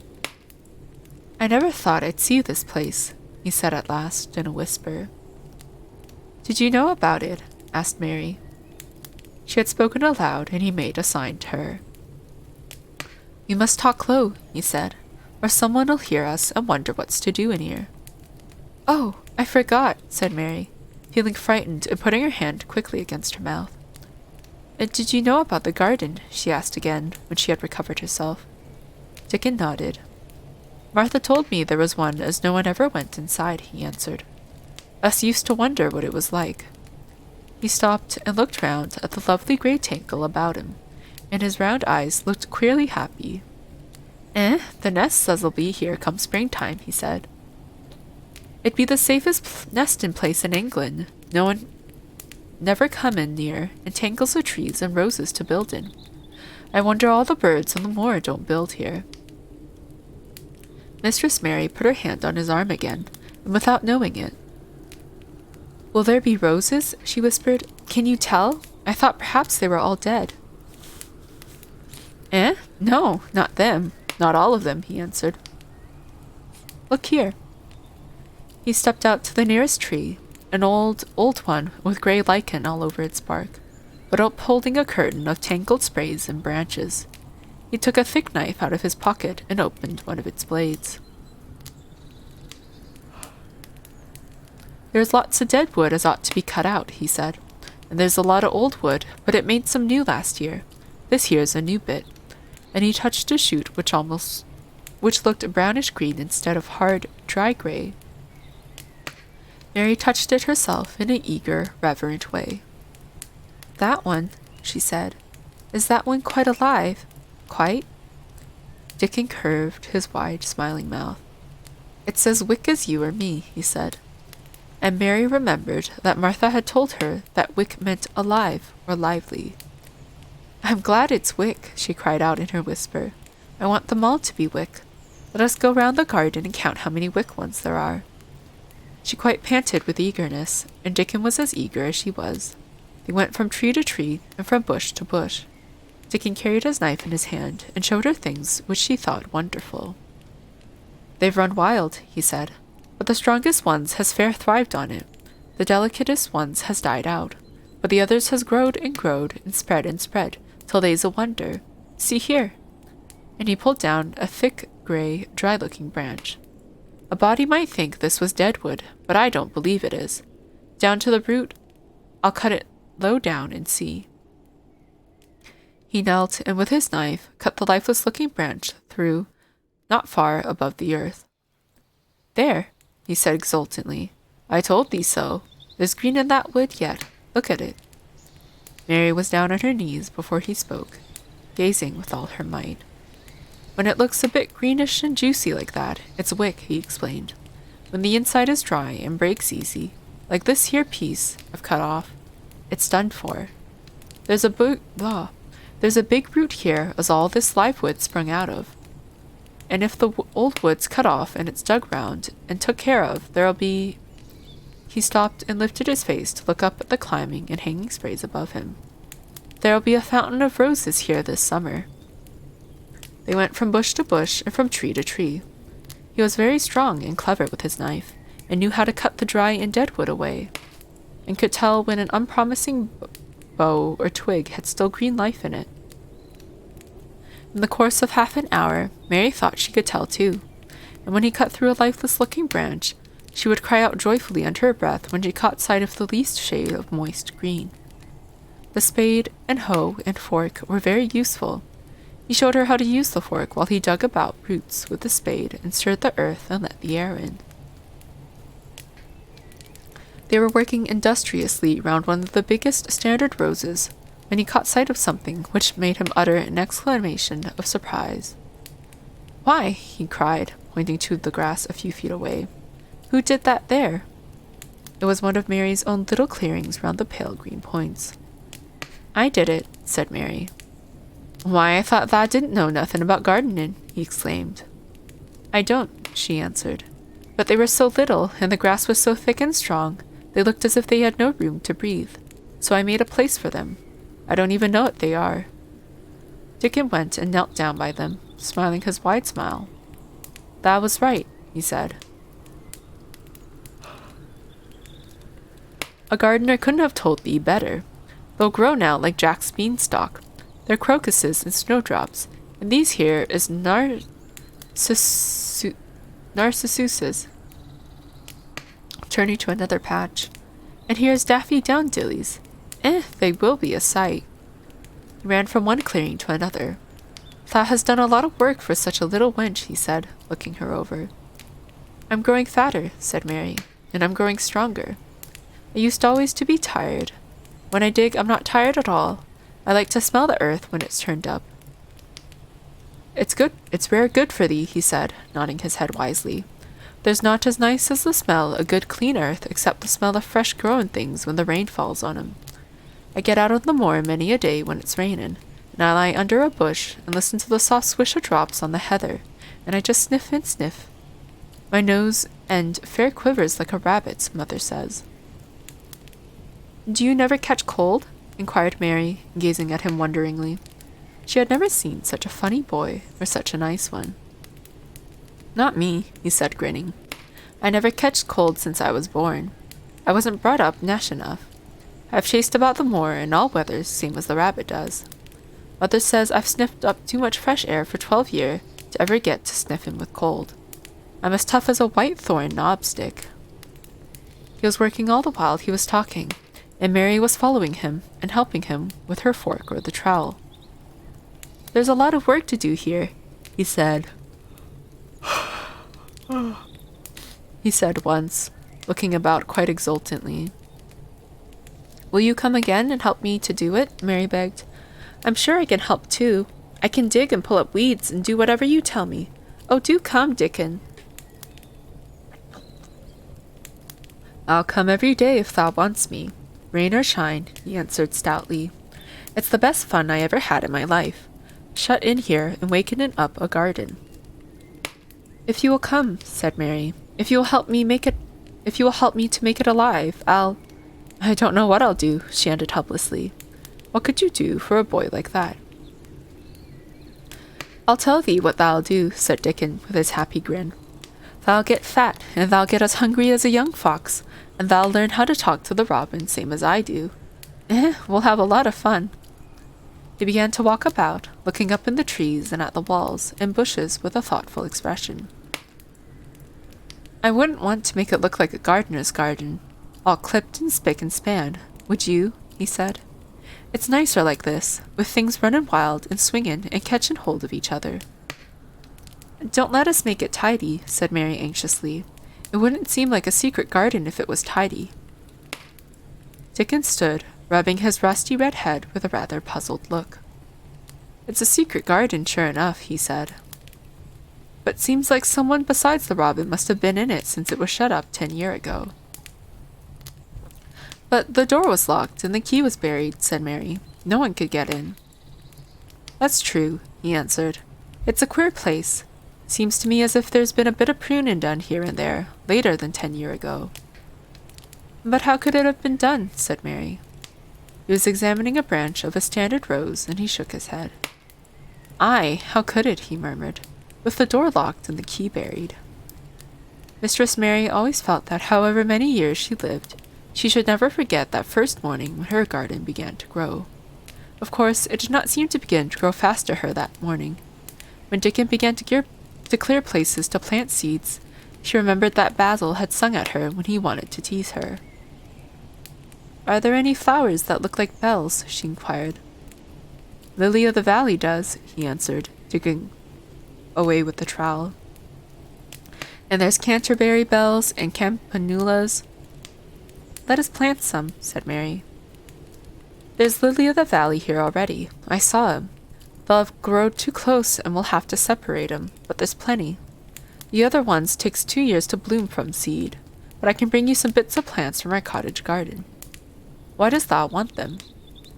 Then Mary told him about Basil and his brothers and sisters in India, and of how she had hated them and of their calling her Mistress Mary quite contrary.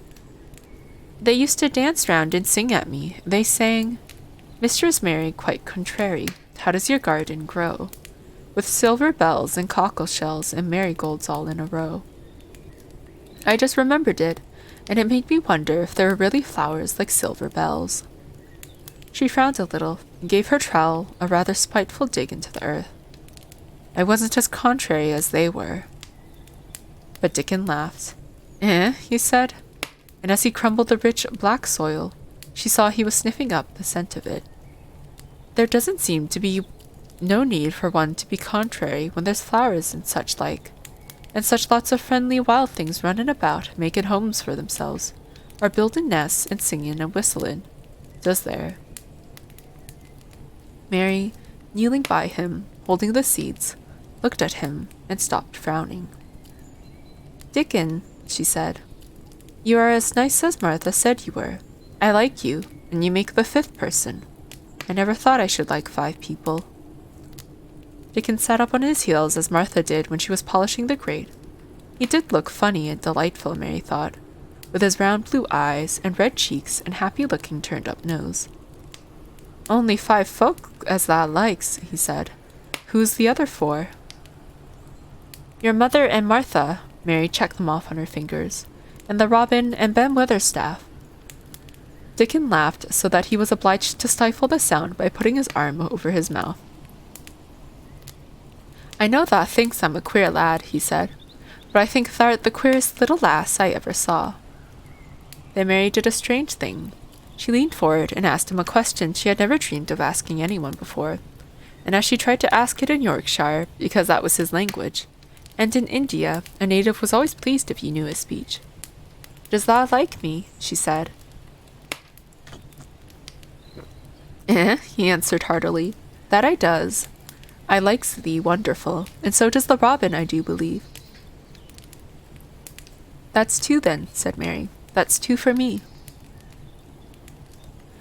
And then they began to work harder than ever, and more joyfully, and Mary was startled and sorry when she heard the big clock in the courtyard strike the hour of her midday dinner. "I shall have to go," she said mournfully, "and you will have to go too, won't you?" Dickon grinned. "My dinner's always easier to carry about with me," he said. "Mother always lets me put a bit of something in my pocket." He picked up his coat from the grass and brought out of a pocket a lumpy little bundle tied up in a quite clean, coarse blue and white handkerchief. It held 2 thick pieces of bread with a slice of something laid between them. "It's oftenest naught but bread," he said, "but I've got a fine slice of fat bacon with it today." Mary thought it looked a queer dinner, but he seemed ready to enjoy it. "Run on and get thy victuals," he said. "I'll be done with mine first. I'll get some more work done before I start back home." He sat down with his back against a tree. "I'll call the robin up," he said, "and give him the rind of the bacon to peck at. They likes a bit of fat wonderful."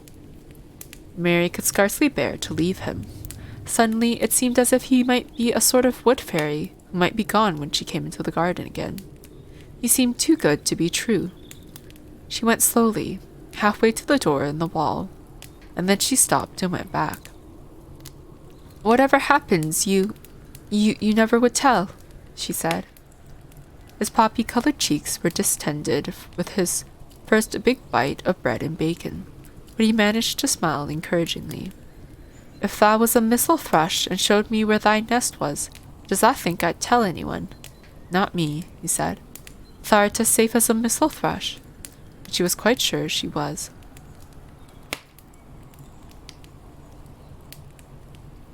Chapter 12. Might I Have a Bit of Earth? Mary ran so fast that she was rather out of breath when she reached her room. Her hair was ruffled on her forehead, and her cheeks were pink. Her dinner was waiting on the table, and Martha was waiting near it. "Thou's a bit late," she said. "Where has thou been?"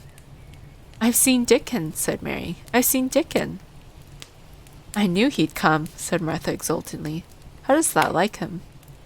I think he's beautiful, said Mary in a determined voice. Martha looked rather taken aback, but she looked pleased too. Well, she said, he's the best lad as ever was born, but us never thought he was handsome. His nose turns up too much. I like it to turn up, said Mary. And his eyes is so round, said Martha, a trifle doubtful, though they're a nice color. I like them round, said Mary, and they're exactly the color of the sky over the moor. Martha beamed with satisfaction. Mother says he made him that color with always looking up at the birds and the clouds. But he has got a big mouth, hasn't he now? I love his big mouth, said Mary obstinately. I wish mine were just like it. Martha chuckled delightedly. It'd look rare and funny in thy bit of a face, she said, but I know it would be that way when thou saw him. How did thou like the seeds and the garden tools? How did you know he brought them? Asked Mary. I never thought of him not bringing 'em. He'd be sure to bring 'em if they was in Yorkshire. He's such a trusty lad. Mary was afraid that she might begin to ask difficult questions, but she did not. She was very much interested in the seeds and gardening tools, and there was only one moment when Mary was frightened. This was when she began to ask where the flowers were to be planted. Who did thou ask about it? She inquired. I haven't asked anybody yet, said Mary hesitantly. Well, I wouldn't ask the head gardener. He's too grand, Mr. Roach is. I've never seen him, said Mary. I've only seen under gardeners and Ben Weatherstaff. If I was you, I'd ask Ben Weatherstaff, advised Martha. He's not half as bad as he looks for all he's so crabbed. Mr. Craven lets him do what he likes because he was here when Mrs. Craven was alive, and he used to make her laugh. She liked him. Perhaps he'd find you a corner somewhere out of the way. If it was out of the way and no one wanted it, no one could mind my having it, could they? Mary said anxiously. There wouldn't be no reason, answered Martha. You wouldn't do no harm. Yes, answered Mary. Oh, sorry, I skipped a page.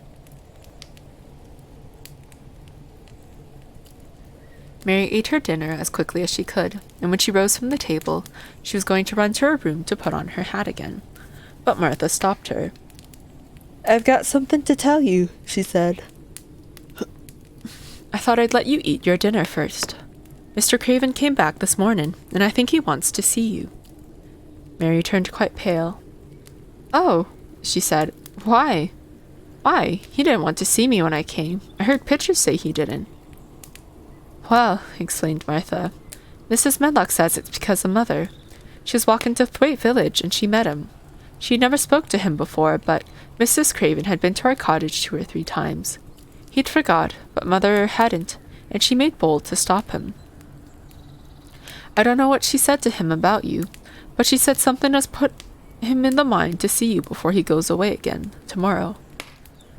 Oh, cried Mary, is he going away tomorrow? I'm so glad. He's going for a long time. He mayn't come back till autumn or winter. He's going to travel in foreign places. He's always doing it. Oh, I'm so glad, said Mary thankfully. If he did not come back until winter, or even autumn, there would be time to watch the secret garden come alive. Even if he found out then and took it away from her, she would have had that much at least. When do you think he will want to see? She did not finish the sentence because the door opened and Mrs. Medlock walked in. She had on her best black dress and cap, and her collar was fastened with a large brooch with a picture of a man's face on it. It was a colored photo of Mr. Medlock, who had died years ago, and she always wore it when she was dressed up. She looked nervous and excited. Your hair is rough, she said quickly. Go and brush it. Martha, help her slip on her best dress. Mr. Craven sent me to bring her to him in his study. All the pink left Mary's cheeks. Her heart began to thump, and she felt herself changing into a stiff, plain, silent child again. She did not even answer Mrs. Medlock, but turned and walked into her bedroom, followed by Martha.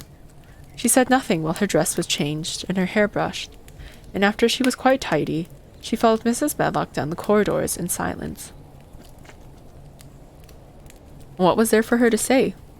She was obliged to go and see Mr. Craven, and he would not like her, and she would not like him. She knew what he would think of her. She was taken to a part of the house she had not been into before. At last, Mrs. Medlock knocked at a door, and when someone said, "Come in," they entered the room together. A man was sitting in an armchair before the fire, and Mrs. Medlock spoke to him. "This is Miss Mary, sir," she said. "You can go and leave her here. I will ring for you when I want you to take her away," said Mr. Craven. When she went out and closed the door, Mary could only stand waiting, a plain little thing, twisting her thin hands together. She could see that the man in the chair was not so much a hunchback as a man with high, rather crooked shoulders, and he had black hair streaked with white. He turned his head over his high shoulders and spoke to her. "Come here," he said. Mary went to him. He was not ugly. His face would have been handsome if it had not been so miserable. He looked as if the sight of her worried and fretted him, and as if he did not know what in the world to do with her. "Are you well?" he asked. "Yes," answered Mary. "Do they take good care of you?" "Yes." He rubbed his forehead fretfully as he looked her over. "You are very thin," he said. "I'm getting fatter," Mary answered in what she knew was her stiffest way. What an unhappy face he had! His black eyes seemed as if they scarcely saw her, as if they were seeing something else, and he could hardly keep his thoughts upon her. "I forgot you," he said. "How could I remember you? I intended to send you a governess or a nurse or someone of that sort, but I forgot." "Please," began Mary, "please." And then the lump in her throat choked her. "What do you want to say?" he inquired. I am too big for a nurse," said Mary. "And please don't make me have a governess yet." He rubbed his forehead again and stared at her. "That was what the Sowerby woman said," he muttered absent-mindedly. Then Mary gathered a scrap of courage. Is she Martha's mother?" she stammered. "Yes, I think so," he replied. "She knows about children," said Mary. "She has 12. She knows." He seemed to rouse himself. "What do you want to do?" "I want to play out of doors," Mary answered, hoping that her voice did not tremble. "I never liked it in India. It made me hungry here, and I'm getting fatter." He was watching her. "Mrs. Sowerby said it would do you good. Perhaps it will," he said. "She thought you had better get stronger before you had a governess." "It makes me feel strong when I play, and the wind comes over the moor," argued Mary. "Where do you play?" he asked next. "Everywhere," gasped Mary. "Martha's mother sent me a skipping rope. I skip and run, and I look about to see if things are beginning to stick up out of the earth. I don't do any harm." "Don't look so frightened," he said in a worried voice. "You could not do any harm, a child like you. You may do what you like." Mary put her hand up to her throat, because she was afraid he might see the excited lump which she felt to jump into it. She came a step nearer to him. "May I?" she said tremulously.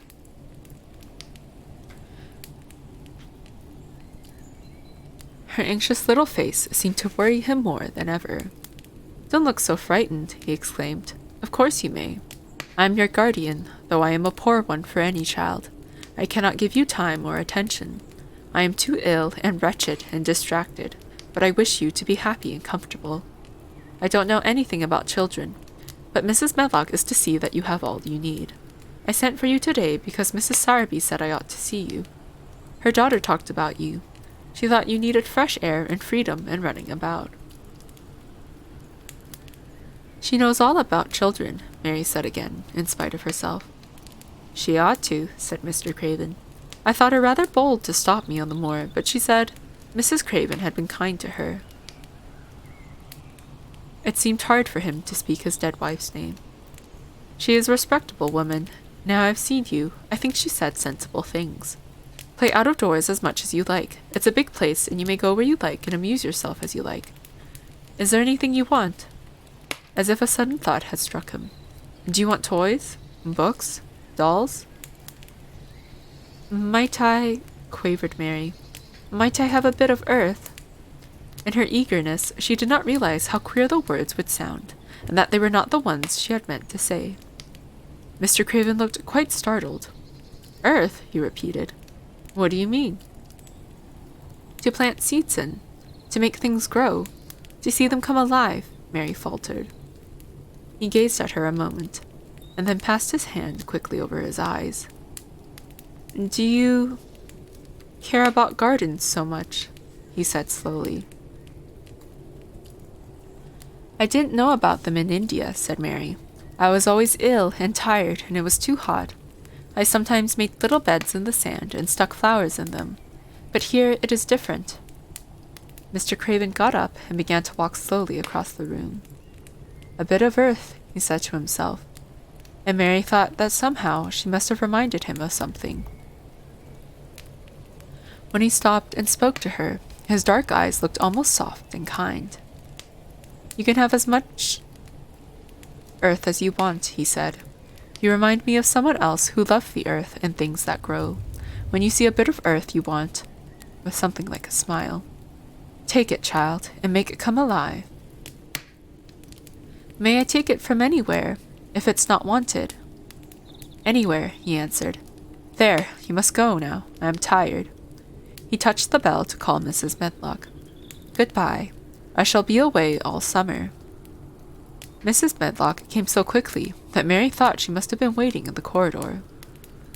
Mrs. Medlock, Mr. Craven said to her, now I've seen the child, I understand what Mrs. Sowerby meant. She must be less delicate before she begins lessons. Give her simple, healthy food. Let her run wild in the garden. Don't look after her too much. She needs liberty and fresh air and romping about. Mrs. Sowerby is to come and see her now and then, and she may sometimes go to the cottage. Mrs. Medlock looked pleased. She was relieved to hear that she need not look after Mary too much. She had felt her a tiresome charge, and had indeed seen as little of her as she dared. In addition to this, she was fond of Martha's mother. Thank you, sir, she said. Susan Sowerby and me went to school together, and she's as sensible and good-hearted a woman as you'd find in a day's walk. I never had any children myself, and she's had 12. And there never was healthier or better ones. Miss Mary can get no harm from them. I'd always take Susan Sowerby's advice about children myself. She's what you might call healthy-minded, if you understand me. I understand, Mr. Craven answered. Take Miss Mary away now, and send Pitcher to me.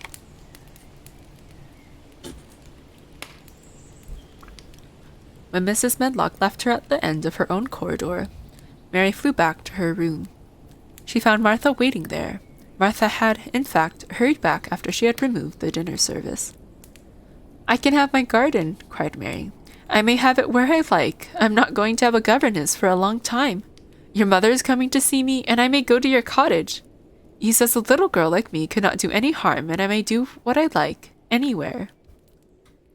Said Martha delightedly. That was nice of him, wasn't it? Martha, said Mary solemnly, he is really a nice man, only his face is so miserable, and his forehead is all drawn together. She ran as quickly as she could to the garden. She had been away so much longer than she had thought she should, and she knew Dickon would have to set out early on his 5-mile walk. When she slipped through the door under the ivy, she saw he was not working where she had left him. The gardening tools were laid together under a tree. She ran to them, looking all round the place, but there was no Dickon to be seen. He had gone away, and the secret garden was empty, except for the robin, who had just flown across the wall and sat on a standard rose bush watching her. He's gone, she said woefully. Oh, was he only a wood fairy? Something white fastened to the standard rose bush caught her eye. It was a piece of paper. In fact, it was a piece of the letter she had printed for Martha to send to Dickon. It was fastened on the bush with a long thorn, and in a minute she knew Dickon had left it there. There were some roughly printed letters on it and a sort of picture. At first she could not tell what it was. Then she saw it was meant for a nest with a bird sitting on it. Underneath were the printed letters, and they said, I will come back. And that's the end of that chapter. And then we're now at 2 hours, so I will call it here for the day.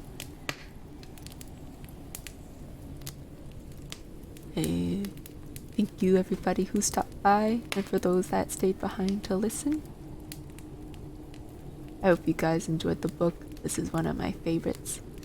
And I believe we're now, I guess, about halfway through, roughly. Yes.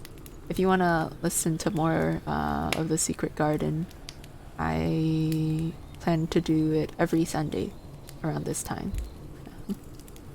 Alright. Thank you guys, and I'll see you next time.